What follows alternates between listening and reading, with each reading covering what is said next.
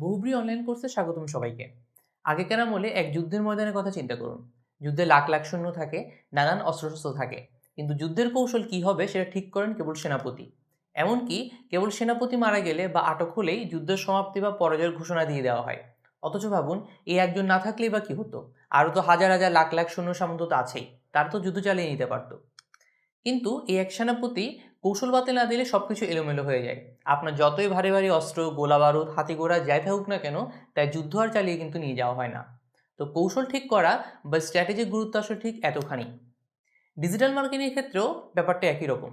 আপনি যত tools software নিয়ে জ্ঞান লাভ করেন না কেন, স্ট্র্যাটেজি না জানলে আপনি মামুলি এক সেনা হয়ে থাকবেন, কখনো সেনাপতি আর হতে পারবেন না।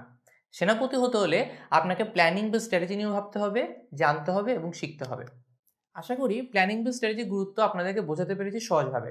আপনি মার্কেটিংয়ে কোনো টুলস বা প্ল্যাটফর্ম কেন ইউজ করবেন, কিভাবে ইউজ করবেন, সেটা আপনার বিজনেস বা ব্র্যান্ডে কিভাবে ইম্প্যাক্ট ফেলবে, এই সব কিছু নিয়ে স্ট্র্যাটেজি। স্ট্র্যাটেজি আর ট্যাকটিক্সের মধ্যে কিন্তু আবার পার্থক্য আছে। স্ট্র্যাটেজি হলো বার্ডস আই ভিউর মতো, অর্থাৎ একটা হলিস্টিক অ্যাপ্রোচে সব কিছু দেখছেন।